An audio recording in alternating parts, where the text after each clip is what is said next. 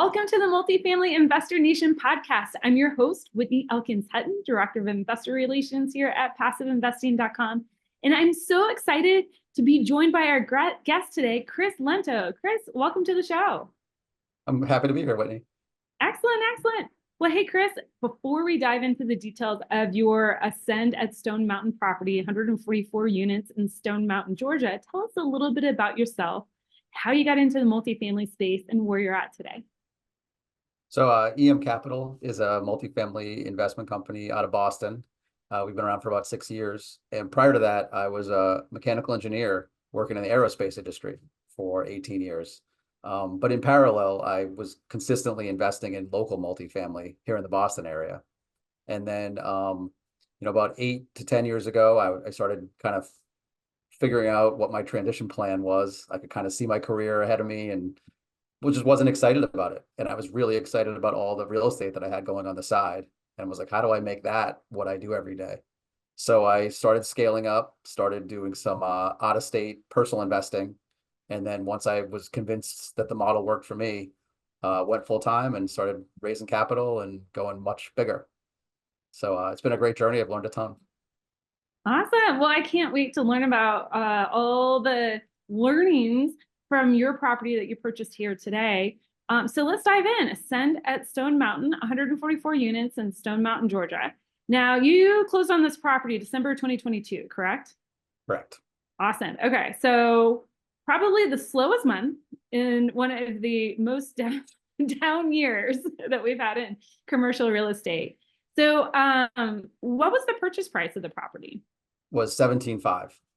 17.5. Okay. Yep. And 144 units. Do you know right offhand how much that is per unit? It's like 125 a door, 126 a door. Okay. Awesome. So when did you, let's back up the timeline.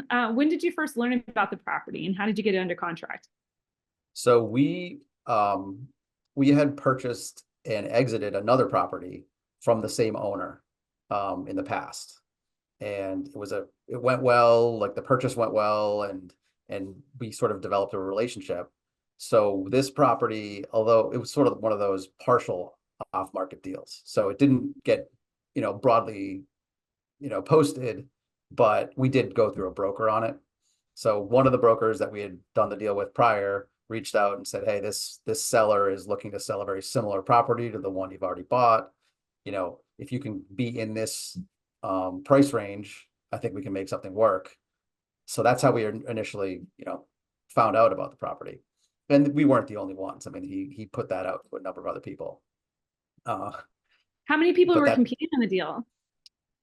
I think in best and final, there was about 5, but we didn't get insight into kind of like how broad it went out. But we didn't see it anywhere. Like we didn't see it on any marketing. This was a big national broker. So, so we didn't see it like, spread around. Okay.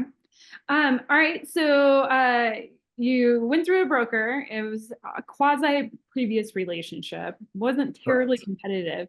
And so between seeing the property, did you guys walk the property at all before putting it under contract? Because you're in Boston and the property's in Georgia. Yes. So we flew down, took a look at it prior to submitting best and final. So, so we put the offer in sight unseen, but we have a good property manager relationship with someone in Georgia. So they had walked it and they actually knew the property. They had like someone in their team had managed it in the past.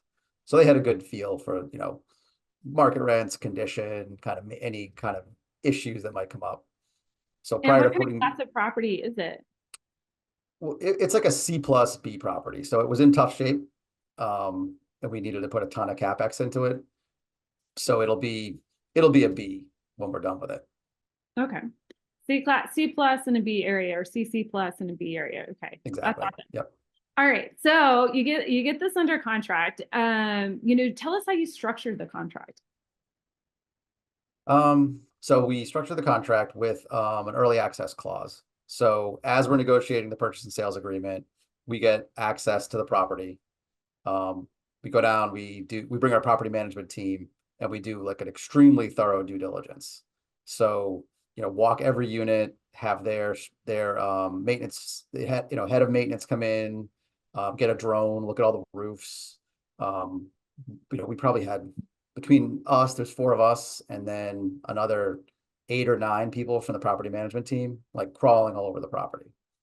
So the reason we did that was because it allows us to then commit to like a 60-day close and go semi-hard on signing the PSA. So we're taking a little bit of risk when we, deploy resources to go down there and do this kind of pre-PSA due diligence. But at the same time, we can go hard, which makes our offer more attractive. And Um, so how much money did you put down hard on this deal? I think on this deal, we put 200K hard contingent on environmentals and title. Okay. So it had to have a clear title and it had to pass our, the lender's environmental uh, screening, once that came up. So All we right. were pretty confident in like the structural integrity of the property, all the work we had to do, our CapEx plan, right when we signed the PNS. And then the lender came in and did all their due diligence, and we supported that as well. But at that point, we were just off to the races, raising capital. All right. All right. Okay. So before we get to the capital raising place, I want to kind of hang around on the due diligence piece a little bit more. Were you able to walk every single unit? We were, well, the team was, so we kind of broke up into groups of 4. Yeah, the property management team we use, which is First Communities, has a big presence in the Southeast, and they have it down. This is the 4th deal we did with them, and I mean they came in and 2 people went over and met with the leasing agent, and they started doing lease audits, and they basically spent like 8 hours just going through and making sure that, like, doing a lease report, and then the kind of the maintenance team, there was 6 of them. They had a little meeting. They all had an app that they were going to take like pictures of these 6 things in every unit, like take a picture of the door, take a picture of under the sink, like all this stuff, the heating system. And they just divided and conquered and took, pictures of every unit, and that all got aggregated into like a full report prior to, and it was done like almost right away. So that's Mm. pretty cool. And then they had another team looking at like exterior stuff like roofs, drainage, parking lots, amenities. So yeah, we walked every unit as a group. Fantastic. Did anything come up on due diligence that was a surprise? I think on that property, I think there was more windows that needed to be replaced than we expected. We hadn't originally like kind of budgeted in for so many window replacements. There's a lot of foggy windows. So that's not crazy. And drainage. I feel like drainage on these like 80s properties is always a bigger issue than people think. So nothing like, show stopping. And then just the sheer amount of trees that need to be cut down and landscaping that truly needed to be kind of pruned back. It was like it was built in 1985 and they like didn't cut a shrub since then. So some of the first floor windows were almost completely covered. Oh my goodness. No, I've owned property in the very human parts of the Midwest, not so much in the Southeast, but yes, the trees, you're just like, I just spent $10,000 trimming back trees last year, and now you got to Right. do it again. Yep, Um, absolutely. all right, so did that, like, with all the windows, 144 units, that can be quite a costly expense, and then correcting drainage. Was that accounted for on your construction budget? Did you eat too far into your contingency line item, or did you need to retrade? So we didn't need a retrade, and yeah, last December was, well, I mean, this is 22, right? So the market was still hot. It hadn't like got slammed by these massive interest rates. They were on the horizon. So it was not a retrade environment yet. So that didn't even really cross our mind. I mean, if it had to, we would have, but no, we had enough contingency in our estimates that we were able to absorb both of those things like within the current capital raise plan. Um, and we found that out, early enough that we could have, raised more capital, which would have impacted our investor returns, but it wouldn't have been significant. So we were able to absorb it within our assumptions. Anything pop up on the lease audit? Well, yeah. So we did have one thing which came up during due diligence that wasn't expected, is that someone had recently fallen down the stairs due to like the stairs, they're like exterior metal stairways, and they had like rotted out. So there was a pending lawsuit. That was probably the trickiest thing on this deal. Now that it's all coming back to me. Metal stairs rotting out. Well, I guess it is the southeast, like humidity and corrosion. So okay. Right. So we had this pending lawsuit that we had to deal with. That was on the prior owner, but the person was still occupying the property. So So how that did was that work? Like from a closing perspective, getting insurance, or right. your transaction, how did this all work? So the lender required us to, within 30 days, repair or replace all damaged stairs. And then we had to have a contract in place for that. And the insurance company wanted to see that contract. Additionally, there was a wrinkle that in Georgia, I'm not sure how long this has been going on, but that getting like full liability coverage is difficult in Georgia because the way that their like lawsuit rules work out is that you can go after owners for very high amounts. So like if you get beat up on a property or you get injured, you can go after the owners for like $2 million, whereas a lot of other states that cap that at like a lower number. So insurance was tricky on this deal, and there were some players moving out of the market at the time. So between the stairs and like the personal injury, insurance was challenging. So did you have to take out an additional policy for yourself personally as the owner of the property, or I did already you? have business liability Okay. insurance for the business, so I didn't. But that makes sense to have that. Interesting, interesting. All right. So, all right, you got all these like small things that are cropping up. It doesn't sound like it's triggering a retrade. You're moving forward with the transaction. Tell me about the financing. Like, this is December 2022. What kind of financing did you get on the property? Were there any prepayment penalties, lockout periods? How did that all go down? Yes, we decided to actually kind of interesting financing on this one. We did a bridge loan with an in the money cap rate. So we did so it's a $17.5 million property, and we were putting 2.5 million in capex into it. So we did roughly an 80% loan to cost bridge loan at like SOFR plus 4% or whatever the floating rate was, but then we capped SOFR at 2.5%. So we kind of had to come up with this big interest rate cap up front. But we knew that since we were already in the money, meaning that, we were paying for an interest rate that was below what the current market rate was, we knew that our debt was effectively fixed for a 3-year period. So we didn't really care if interest rates went up. I mean, we would love it if they went down by like 2 points, but that wasn't going to happen, right? So we effectively fixed our debt for 3 years. And that worked out very well. And we're getting these huge checks from the interest rate cap every month, which was part of the plan. They're bigger than we expected, but it Can kind you of could offsets with the loan. Yeah, and I mean, can you do this type of deal today? Get this type of lending today? Actually, you could get this deal today. I think just recently, the markets have kind of the debt markets have kind of loosened up a little bit, and the cap rate would probably be less expensive because, at the time, interest rates were projected to go up, although not as much as they have. Whereas now, there's a thought that, the short-term rates are going to come down at some point. So you could probably, I'd have to re-underwrite it and see if it would still work today with whatever the cap rate would be. But conceptually, yeah, you could still do it today at the right price. All right, so you're about a year into this business plan. At the 3-year mark, what are you looking for? Are you looking to do like a cash out refinance? Are you concerned about where the interest rates are going to be, or are you just going to, flip it and sell it? So we had kind of a dual business plan for this property. So we're at the 3-year mark, or really at the 2 to 3 year mark. We were going to look at the market and say, all right, do we want to start prepping for sale? Do we want to refi and make this like a 5 to 7 year hold? And with the market where it is right now, like a sale in the 3-year period, I don't think is going to yield the best returns for our investors. So now we're really prepping for a refi sometime in the next 2 years. So, and it really just the way that our loan is structured, we'll probably try to do that kind of sooner than later.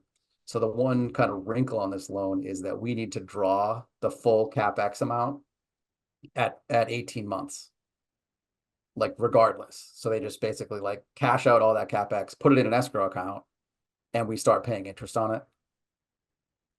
Now we've done probably 80% of the CapEx, but and but we have, 400K in contingency that we haven't touched, and another 300K in, planned renovations that we haven't used yet. And all of that is going to start like accruing interest in the next 3 months. Mm. So we're like inclined to refi sooner than later on that. So now it's just getting the NOI up to a point where debt service coverage on the new loan makes sense. So yeah, while we're concerned with the interest rates, we think we have the NOI to support a refi within that period. Now, things have drastically changed in the past year in a lot of markets. Do you see that being a challenge in this particular market, getting the NOI up? Like, have your projections changed with your rent growth or anything like that that would impact your ability to get the refi done? And I'm asking this because just because I want to fully understand, like, what are the risks to you right now across the 3-year business plan and how you're navigating those? Yep, no, absolutely. So I would say that the market is softer than we kind of originally projected, although our market rents are holding up. But what we didn't anticipate was the amount of bad debt and the extremely slow eviction process in this county in Georgia. So it's backed up enormously.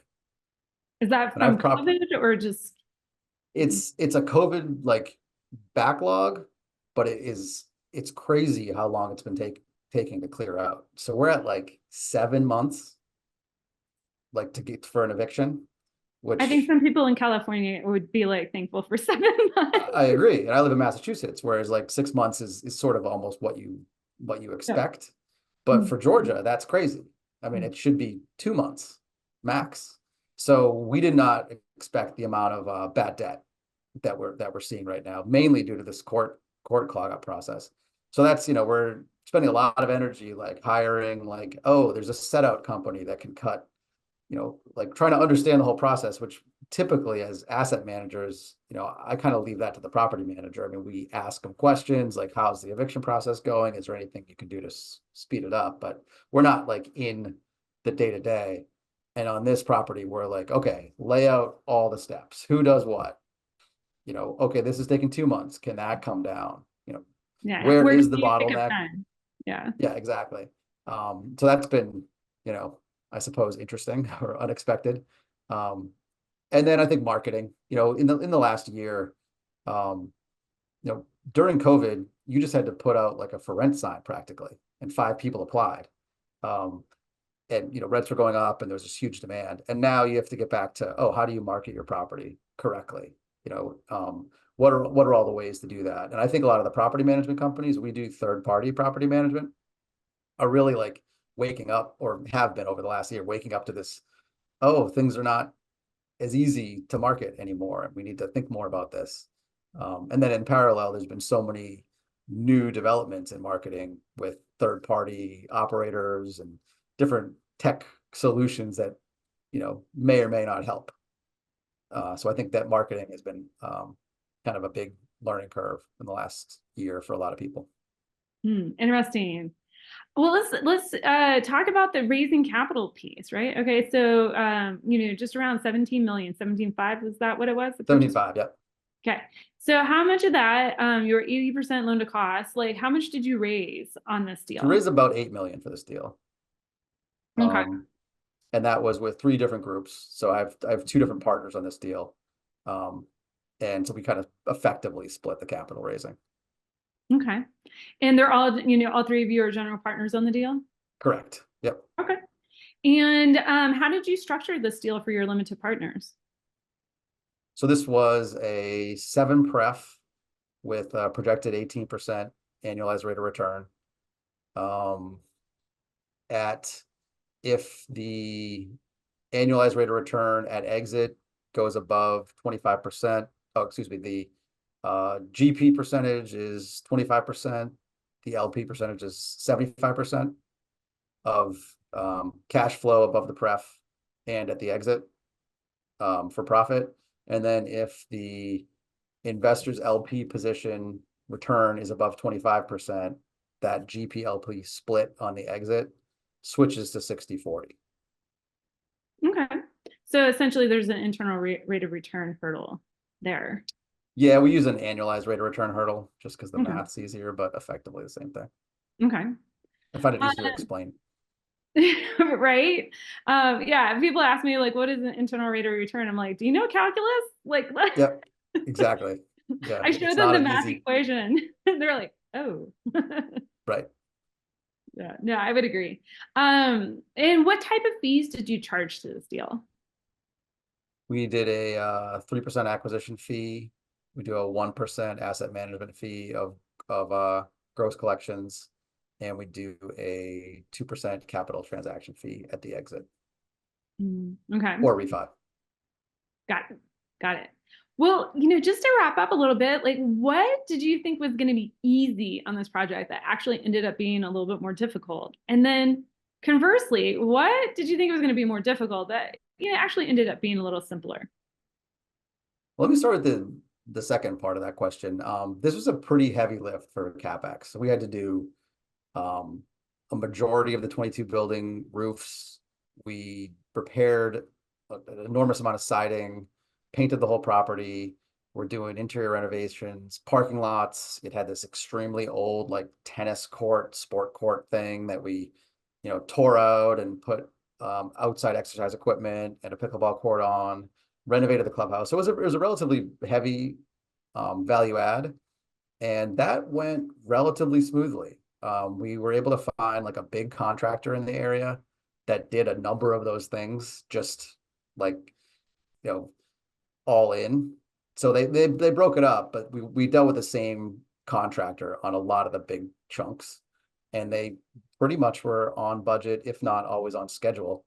Um, so for the volume of CapEx work, I think that went relatively smoothly. Um, Getting the lender reimbursements is always a challenge in a timely manner. So getting that, like lining up that cash flow where, someone needs a $300,000 check and the lender's, I don't know, doing whatever they're doing, holding onto your money for first 8 weeks. Earning more That's, interest. yeah, right, right. That's been a little challenging. But yeah, I would say like the dealing with just the delay on the evictions was the most challenging, and working with the property management company to like find solutions to those problems. Well, Chris, thank you so much for being on the show today and sharing your knowledge and expertise with us. If people want to find out more about you, how can they do so? You can email me at chrislento@emcapitalgroup.com, or go to the website, which is emcapitalgroup.com, or you can find me on LinkedIn uh, under Chris Lento. Awesome. Well, Chris, again, thank you so much for your time today, and we look forward to hearing about future deals. Thanks. I really appreciate it. Have a great day.